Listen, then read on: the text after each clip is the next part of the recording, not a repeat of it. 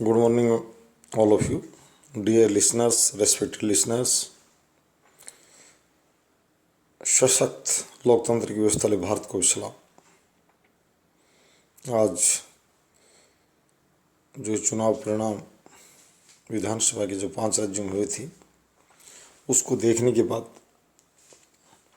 ये बात भी सामने आ रही कि भारतीय लोकतंत्र की व्यवस्था सशक्त हो चुकी है।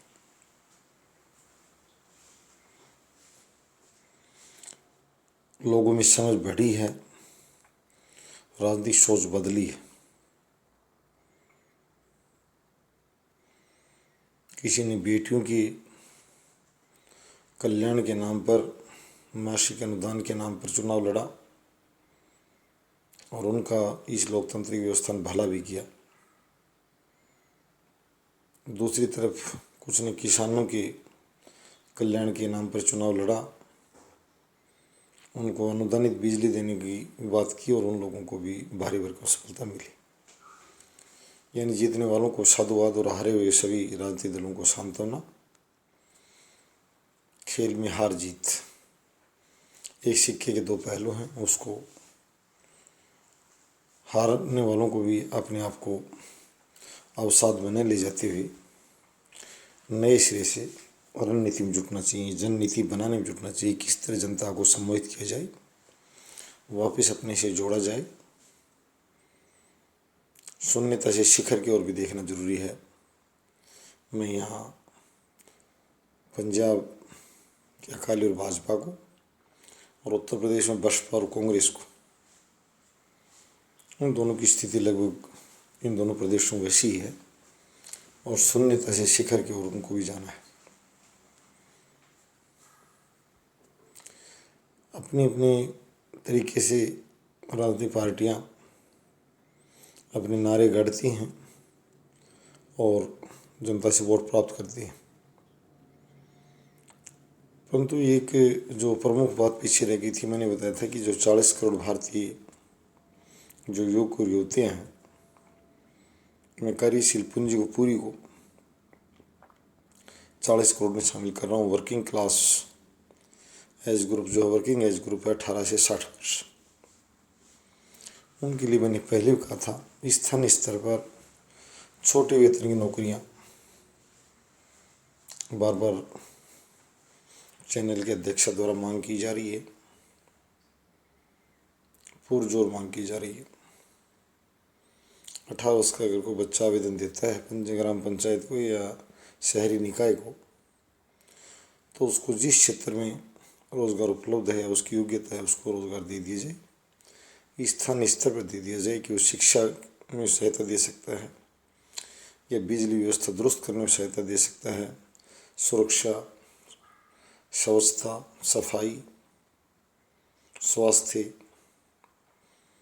और बागवानी और वानिकी जैसे अनेक कार्य भी जो हैं हमारे निचले पायदान पर खड़े हैं। सेवा क्षेत्र टूटा पड़ा है, उसको बल मिलेगा, राष्ट्रीय उत्पादकता बढ़ेगी, राष्ट्र का सम्मान और महानता बढ़ेगी, लोगों में राष्ट्रवाद पनपेगा और तो और गरीबी और गुंडागर्दी का खात्मा भी होगा।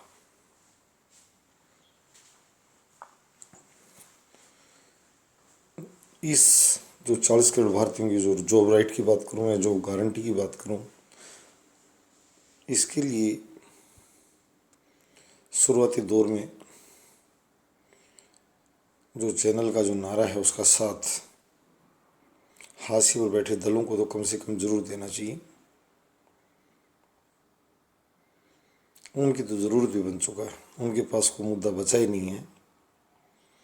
शिखर पर जो राजनीतिक दल जिनकी यानी 1000 से पार विधायकों की संख्या वाला मात्र भारत में एक दल है, भारतीय जनता पार्टी, उसको भी बहुत कुछ प्राप्त करना है। विधायकों की संख्या, कुल सदस्य संख्या 40% से भी नीचे है उसकी भी, और 5 दल सैकड़िया दल हैं जिनकी विधायक संख्या सैकड़ों में है। सैकड़िया दल हैं हमारे यहाँ कांग्रेस, समाजवादी पार्टी, आम आदमी पार्टी, डीएमके, टीएमसी और वाईआरएस कांग्रेस। ये जो 6 दल हैं ये सैकड़िया विधायकों की संख्या वाले दल हैं। इनको सबसे ज़्यादा पुरजोर समर्थन इस मुद्दे का करना चाहिए। सत्ताधारी दल जब विपक्ष मांग को कड़ा करता है तो उसके आकलन की बात तैयार होता है कि कितना जन समर्थन मिल रहा है उनकी बात को। अगर जन समर्थन मिलता दिखाई दे रहा तो सत्ता पक्ष भी साथ आ जाता है।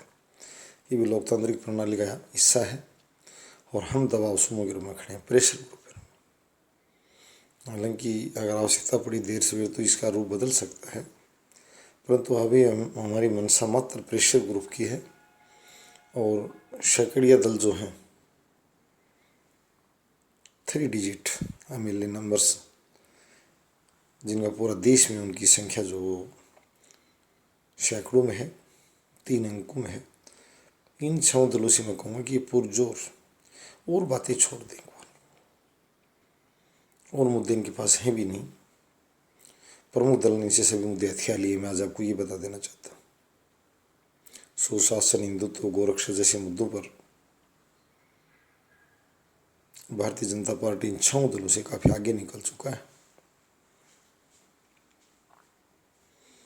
इस मुद्दे को लेकर आए,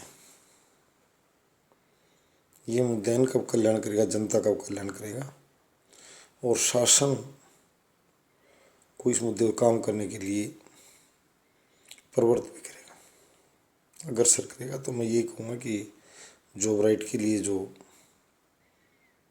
अभी आगे और भी चुनावों की प्रक्रिया हमारे देश में चलती रही, इस मुद्दे पर मैं आईआईएम और लॉ यूनिवर्सिटीज इकोनॉमिक्स के छात्रों और इकोनॉमिस्ट जो भारत के हैं, मुंशी को वो ज़्यादातर संपादन इस क्षेत्र में करें।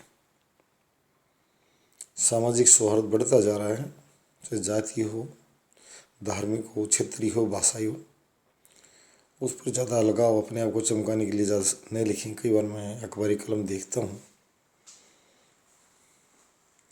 खुशवंत सिंह जैसे लोगों से शुरू कर अभी तक जो मेरा अनुभव रहा वो ज़्यादा अच्छा नहीं है। उन्मादी लेखन न करें। समाज में हर समुदाय के लोगों में शांत और समरसता वाले लोग हैं। इस तरह की बात कहीं नहीं देखी जाती। संकीर्ण सोच के लोग भी हैं, मैं ये नहीं कह रहा हूँ, परंतु उनकी तादाद या उनकी सोच को ज़्यादा प्रोत्साहित नहीं किया जाए। शांत और समृद्ध समाज के निर्माण के लिए सबको मिलकर कार्य करना है, ये आज की आवश्यकता भी है।